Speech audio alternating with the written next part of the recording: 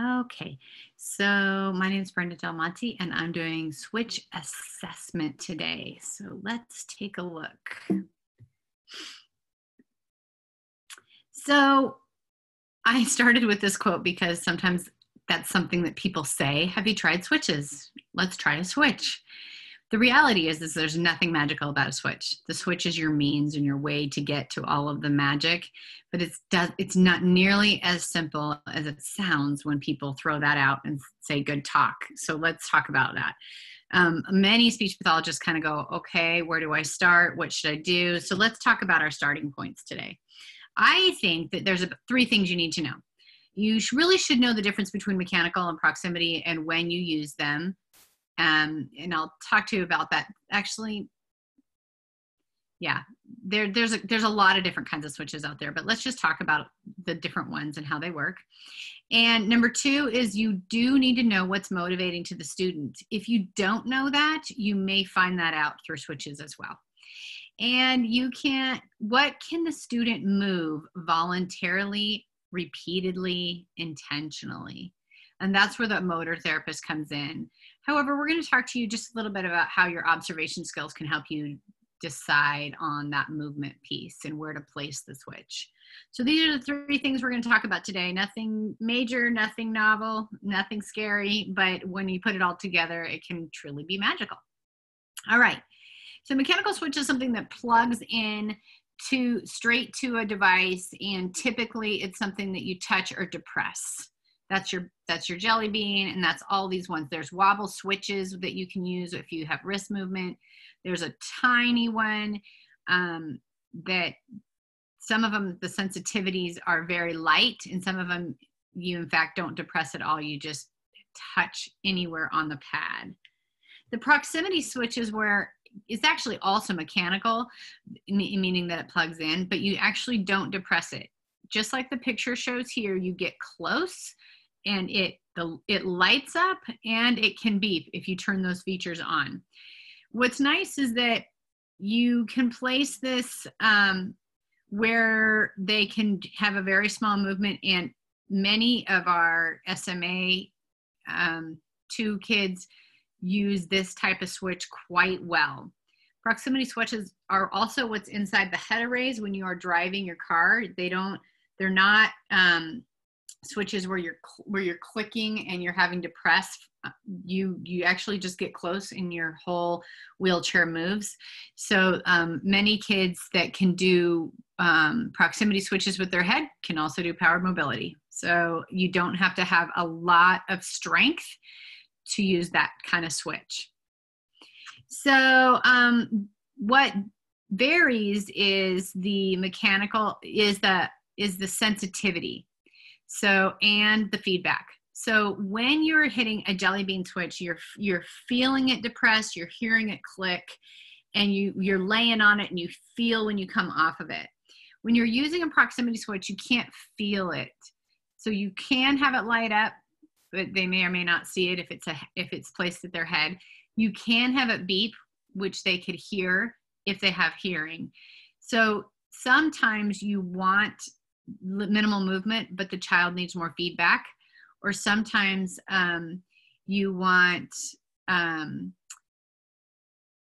that tactile movement, but they actually also need auditory movement. So that maybe the click on the jelly bean isn't loud enough, or definitely those pads that I showed you earlier, they don't have a lot of feedback. So when you try a switch and it doesn't work, think about, do they know that they're hitting it? Do they have it? Does the switch give enough feedback for their learning style, for their sensory system? Hi, Brenda. Yeah. You mentioned SMA 2, and we have a question about what that is. Oh, spinal muscle atrophy 2. I'm happy to report they've made great gains in treating this early on, and those kids have much more motor control. But any child born with spinal muscle atrophy prior to 2015 has almost no movement. They're usually trach bent and have eye movement, and typically they will have movement in their pointer fingers. And that's when we use those proximity switches. Okay, so what's motivating? Let's talk about how we figure that out. And don't you feel like this is the question for every kid, regardless of access method, right? But now, if we know that they're using switches, then it means that they're having to coordinate their bodies as they're using their cognitive skills, and so it's got to be really motivating for the child to or the student to put everything together required for switch access. So if vision is a relative strength, you're going to want the switch to initially activate things that are highly visual. And be thinking about what are their strengths, and if something, if you can check something out and it's just the penguin that goes up the stairs and falls down, it may not be matching their strength or their sensory systems needs. Bubble machine is a slam dunk for almost all kids. Even those that are blind will say, I want my face wet with bubbles. And if you get it close enough, they'll do it. Some kids are aversive to the bubbles actually touching them. But the bubble machine is an easy one where you just get a battery interrupter from Amazon, throw it in. I get the battery, I get the bubble machines that have the batteries on the top, so you can do that really easily without sloshing anything around. But be thinking about what the relative strength is. It's very important. And if you don't know, then begin to look up the diagnosis and the prognosis for vision, hearing, and motor, so that you're using their absolute strength for looking at motivation. So this is a video of a little girl. She has vision. It's not great, but she has enough. She actually uses her eye gaze device. We evaluated her right around turning 2. She's not yet 3, and we still are using switches because the eye gaze can only do so much, and the eye gaze is not that portable, and the eye gaze requires incredible positioning. So no matter what their access method is going to be for communication, if their body's complicated and they're not able to use their hands, you're going to need switches for even just environmental controls at this point. So let's take a look. This is my OT, this is Melanie, this is Ellery, and this is what she's trying to see if this is before she had much movement, and we're looking at if she can figure out where that switch is. You're telling me. I didn't really get it right. I'm just sorry. Show me. Look at that. Yeah. You didn't touch the bubbles.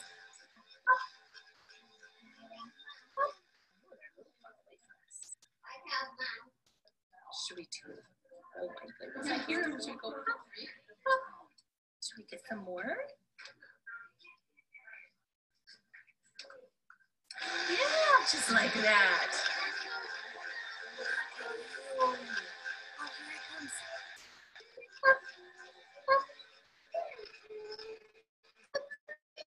Oh, look at that. Oh my goodness. All right, let's talk about what we saw in that video. What we didn't see is more important.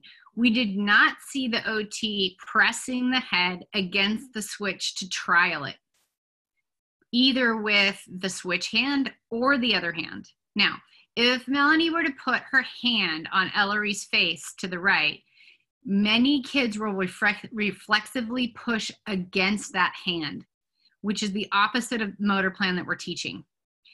If she takes the switch and smashes it against Ellery's left side, where she's trying to move to, she does not believe she has to move to make the bubbles go. And we teach learned passivity before we've even gotten started. So we rarely ever make the head do things. We'll model it, but we don't make their head do things, or we don't make their body parts do things. If we have the right spot, they will find it, so to speak, finding through movement. She's not looking at the switch, which is nice. She's able to experience the bubbles. Sometimes if we have a switch out in front, the motor movement requires such eye-hand coordination that they don't actually experience what they're trying to activate. The next thing is that she keeps it in the same spot. So she doesn't decide, oh, it's taking her a minute, I'm gonna move the switch closer. Because we want that to be intentional. We want no guessing on this. We want no one saying, I wonder if she meant to do that. So we're giving her a little bit of space. She's got to work a little bit for it, and she's getting that motor plan down. If hearing's a relative strength, I use Sound Touch. So Sound Touch is an app that has animals and vehicles and music and even household sounds. And I'll have them hit a switch that says music, and I'll play music. I don't put a stimulus in front of them, or they'll hit a switch that says animals, and I will play a horse sound. I will play a pig sound. I will play an ambulance. I will play a door knocking, different sounds. It's easy to use this application. I think there's a Tuesday tip coming up about this one as well on Facebook. It's easy to have a lot of sounds at your fingertips. And you might be surprised at kids with really low vision how motivating it is to be able to select a sound and commit that to memory, that vocabulary word to that sound. And just good old-fashioned music, just off your phone, like, right? So they hit the switch and you hit play. Sometimes they hit the switch and you play the music. When they come off the switch, you pause the music. Other times you can hit the switch and play for a short period of time. There's dual latch and other things to make that happen, but you don't have to be that fancy. You can actually just hit play when they hit the switch, and then after a certain amount of time, pause the music, and when they hit the switch, you hit play again. So what you're not doing is putting a lot of visual stimuli in front of them. You're letting the music or the sounds you're letting them focus on the music or the sounds, so that there's a strong understanding that when I hit this switch, I get something I want.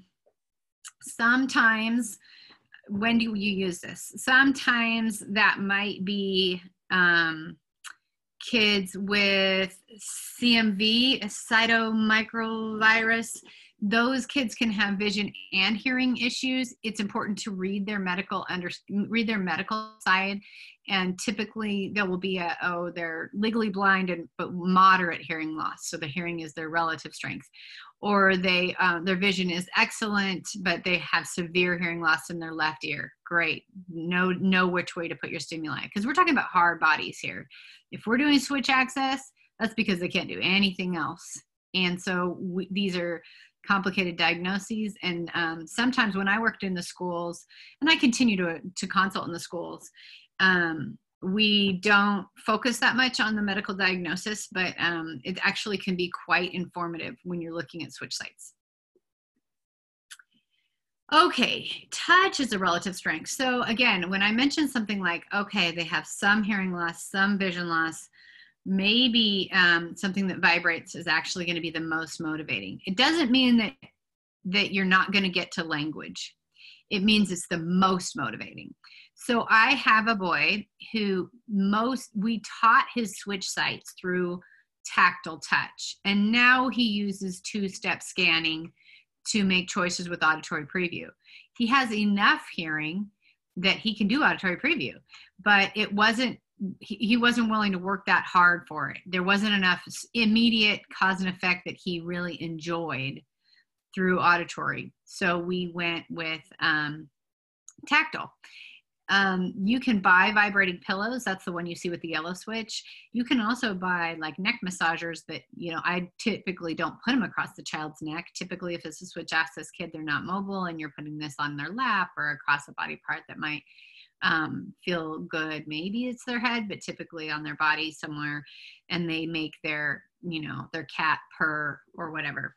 So the neck massager is one that can be easily adapted, but it's not adapted through a battery interrupter. That's actually, you have to actually strip some wires and do some work on that one. Okay. Consider movement as being your motivator.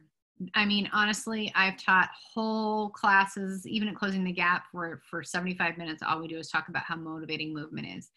So I'm going to touch on it because I can't help it, because honestly, it's one of the most motivating things for our kids. They rarely move independently. So and they rarely make other things move independently. So even if a single message says go, and then you release the balloon and it goes flying, even if the single message says go and you pull back the car and the car rides across their desk, go baby is obviously more advanced, where you're putting the child in the car and they hit the switch and they move. And to the right, you'll see that head arrays work the same way. So some of you may have access to powered mobility from time to time, and it's always great to work on switch sites with mobility. The tray there is my boy who needed vibration. He does do auditory preview, but he uses tactile feelings on his tray to drive his wheelchair. And I think I have a couple videos of this. One of the reasons why we look at powered mobility for switch sites is not because I'm a PT and I'm going to get them those pieces of equipment. It's because mobility and movement is the easiest way to find interest, intent, and allow for self-initiated, self-driven, and engaging activity. That's that Arlene James quote there at the end. So not only do they move, but what do they move towards in your room? It doesn't even have to be a big room. So not only do they hit the switch to go, but they go straight to the swing. They go straight to the bubbles. They go straight to the music, right? So you kind of get a little bit of both. Sometimes we know what kids who are mobile are motivated by, because that's what they run to. That's what they go climbing for. So sometimes we haven't thought about what's motivating until they drive straight to something that we never thought of. So consider getting your hands on a way to help kids be mobile, even if it's a short-term thing. Even if you get a Go Baby car that's used throughout the district, right? It's not something you have in your classroom all the time, but you use it for your your kids you just don't know what's motivating. So this is my boy Seth, and he was born with CMV, that virus that can kind of knock out hearing and vision. Hearing's his relative strength, but tactile is the most. And so I'm going to just show you his video. I narrate this one because it was just easier to explain what you're seeing. So this is Seth, and he is visually impaired, but he is driving the chair with a tactile tray, and he does his device with auditory preview and one single switch. And his choices today are the astronaut board, the bubbles, the scooter, the swing, music speakers with lights that he can see. So this is how his setup is for movement, motivation, and mastery day, AC. Water speakers. We hit the switch to start the scan. Water speakers. Oh, he chose water speakers. Drive over here to these water speakers and jam out a little bit. Water speakers. All right, so we need to find Bubbles. the fuzzy side. We gotta find the fuzzy side. Where's the fuzzy?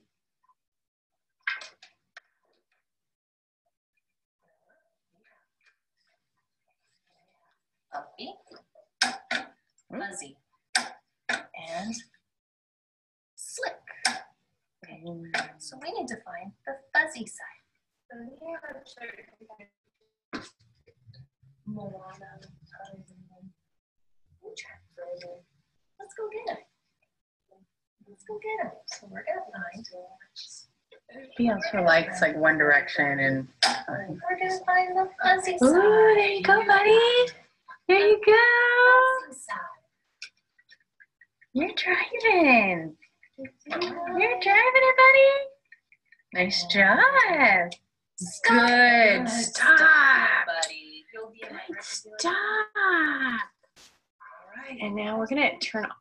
Oh, I'll let you see the Alright. stimuli. Just because you can see the dancing speakers. He can see the dancing speakers better when the light is off.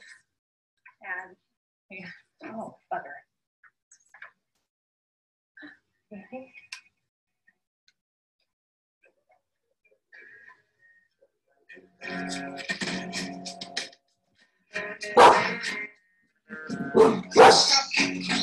Like that. Okay, got a little dog in the background. Sorry about that.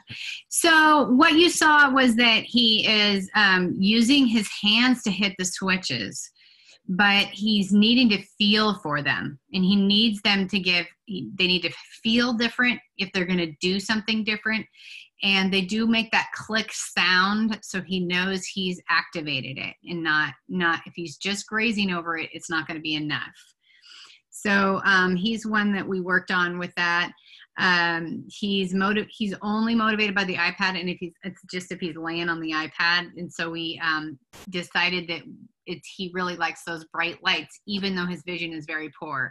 So we're using kind of a lot of pieces of his strengths to pull together a system. So we're going to look at you saw someone that used their hands. Honestly, somebody who is needing switch access, who is able to use switches with their hands, is relatively rare. And my OT would tell you that 80% of those who use switch access actually should use their head, should use head switches. It's the first thing to develop when you're born. It's the last thing to go should you get a degenerative disorder. And so it is where you have the most control. It's also where we can foster the most control by supporting the core.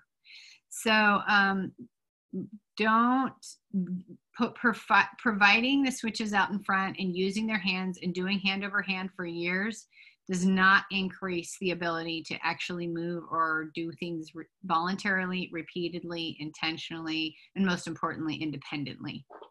So I know that, the other thing is that your OT wants to work on hands, and they should work on hands. And you may decide that in communication, they're going to be using their head because it's automatic, but the OT is going to continue to use the switches for their hand because they're working on that goal. But just know what you're working on while you're doing it, and don't tax their system by trying to do both. Don't decide, I'm going to put the switch at a hard place because I want them to learn how to reach over there. It's just too much. It's too much to teach them how to reach and give them language and process the information. And often it's timing with scanning as well. So this is my boy Aiden. He was born typical. He was in a car accident. He has a very challenging body, almost no voluntary movement. Even his eyes have ocular motor apraxia. But we did put him in a chair, and I want you to see want you to observe him, and then I'm going to tell you what I saw when I observed this, because I'm taking the video, and how that changed how we prompted him.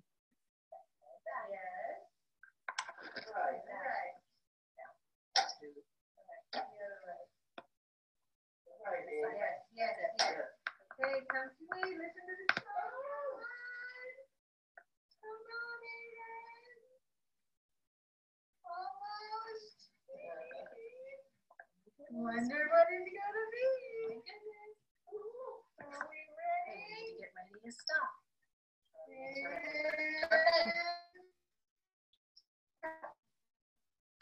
Nice.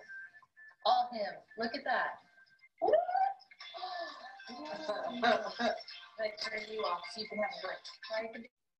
Okay, so what happened was we had almost no voluntary movement for 8 straight months of treating him until we put him in this chair. So even, like I said, we don't have this chair all the time. This is a big chair, and he's a bigger boy than we normally treat. So we had to, make sure we got our hands on it. But what we saw was that in order for him to hit the switch with his head, he would take a deep breath. So we began to use that as our prompt. Take a breath and let's go. And it worked. He would take a breath and he would move his head. And he would take a breath and he would pull off the switch. His biggest issue is pulling off the switch. So he can intentionally activate a switch, but he doesn't pull off the switch. And that becomes really challenging. So when something is super motivating, sometimes you can see what they have to do to their body to get ready to move, and that becomes your prompt. I'm going to skip this part. Yeah. All right, so here's Natalie, and I want to show you just switch placement. This is just beating a dead horse on the hand versus the head, but I think this video is super powerful. Hi, are you driving your car? Driving a car right now? You should drive a car. Hold your head up and you'll go.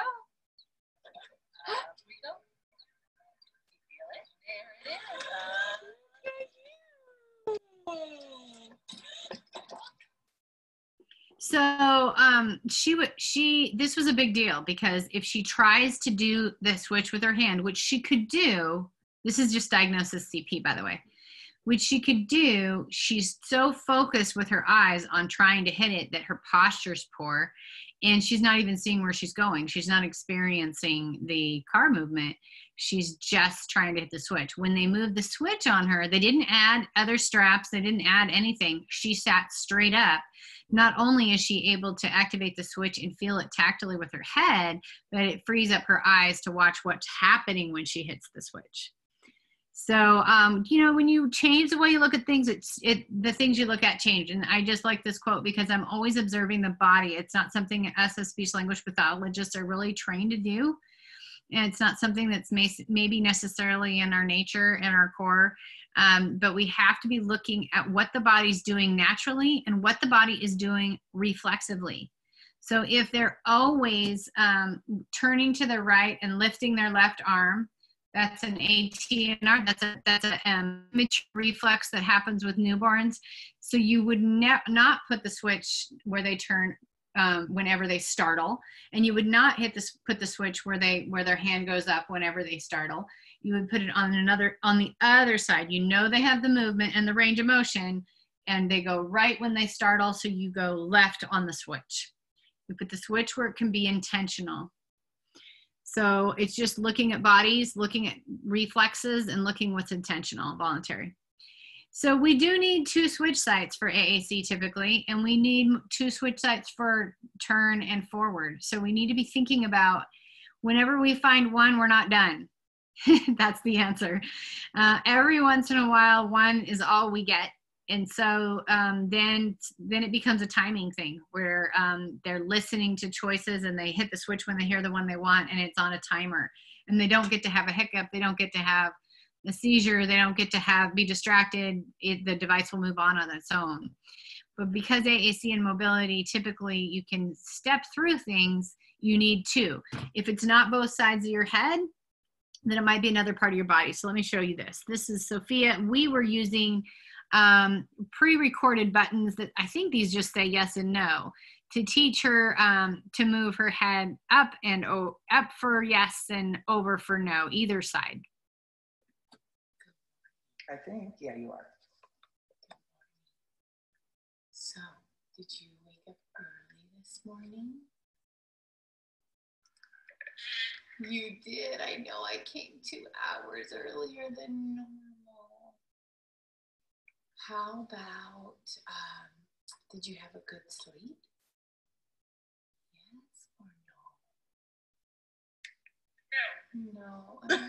I know. Sometimes it's just so hard to get good sleep, isn't it? I'm so tired too. So, let's see, we can play or we can read a book. So, would you like to read a story? Oh, okay.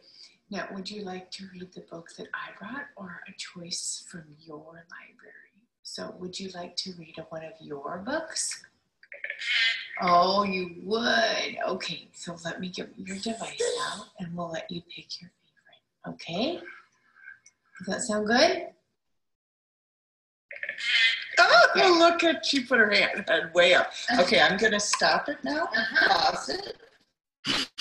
Yeah, I love this video. The nurse is actually there, and I make her videotape so she pays attention and she sees everything that can happen, and it's so great. Not that she doesn't normally pay attention. I don't mean that at all. Sometimes I have someone, the teacher, somebody videotape so that they have to watch what's happening here.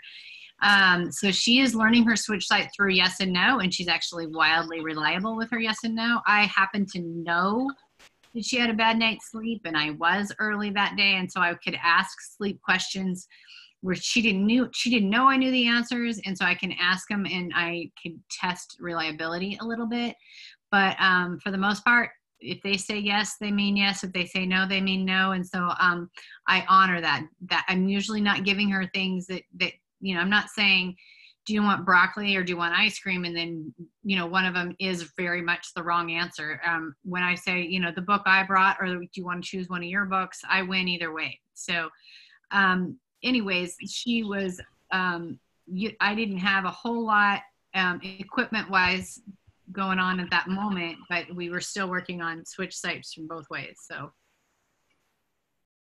all right, so yes and no is not enough, and we don't want to put a switch on the top of her head, so we are using left and right Altair switches. So here's how she's applying some of her movement to do two-step scanning. So here's my OT again. We have a rolling floor mount with these with the modular hose so that we can move the switches right where we want them and move them out of the way. And we obviously see kids back to back to back, and so we don't want a static placement on switches. It's not going to work for all kids.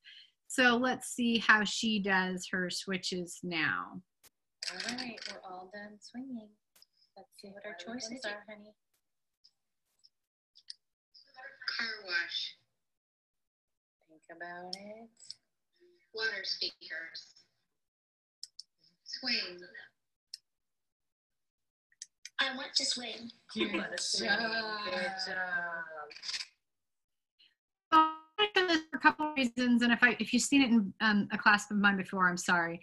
But one is that right on GoTalk, which actually you get 5 free pages in GoTalk. If just GoTalk free, you get 5 pages. That's probably all you need for Twitch access, to be honest, because you can set it up with auditory preview. I recommend that you use the applicator by Predatorian. It's the Bluetooth conversion that allows you to do a single shot, which means if they lay on the switch, it doesn't go swing, bowling, car wash speakers, swing, bowling, car wash. You have to lift off and lift back on, and that's the only Bluetooth applicator right now that allows for that, for that heavy hand or heavy head or long hold. So let me know if you have questions about that. But it's a really, if anybody has an iPad, it's a really inexpensive way to begin to look at two-step scanning with your switches. All right, so this is Houston, and he is using a proximity for his head and a mechanical jelly bean for his hand. So let me talk to you about him for a minute. His diagnosis was just cerebral palsy, something at birth, I think. Nothing else has come back. I met him at age 2. He was almost 3, and now he just turned 4. So I've known him for about 1.5 years. So what we did with him is that he, initially, he could move his head. And so we had 2 switches here, and he couldn't press hard enough and press hard enough. But we noticed that he had some hand movement, and that was that his hand would come up off his wheelchair rest when he wanted it to, when he heard something he liked. So some of it was reflex, but most of it was intentional and getting attention. So we had the jelly bean up at his head and the proximity at his arm to teach that movement. But once that movement got strong, we switched him, because his head never got stronger and his arm is very strong now. So his arm's strong enough to depress, and his head is still so faint that he'll get on the switch but not hit it hard enough, or he'll get on the switch and can't come off the switch. And it's very difficult to teach someone to come off the switch. What I like about the proximity candy corn switch by AbleNet is that it beep. I set the settings to beep when he's on it. So he knows he's still on it, even though he can't feel anything. And so we're learning to he wants to turn that sound off that's blaring in his ear. So he's starting to learn to come off the switch to turn that off. I'm going to see if I can pause the recording. Let's see if I can.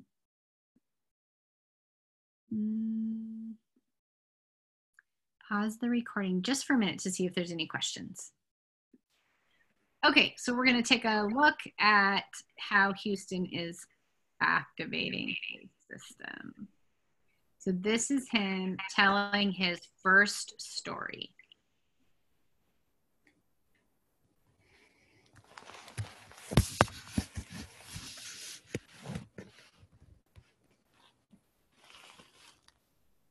So before I turned on the video, I asked him who was in the story, and he used his scanning to tell me the boy. Once upon a time, there was a boy.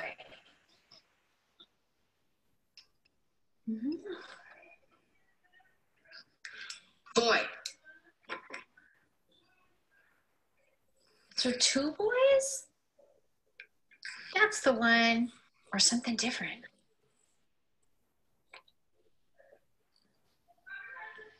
Girl. Was it a boy and a girl in your story? So he's scanning through his options with his arm, and he makes selections with his head. Animal. Or a boy and his animal, maybe a dog or a horse or something. It's an animal. Oh, it's an animal. I'm so excited.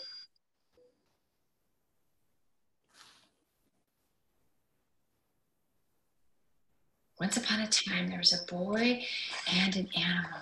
What animal does the boy have?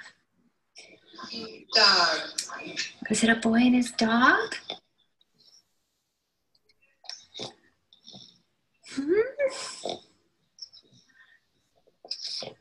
You tell me. That's the one. Cat. Kitty cat.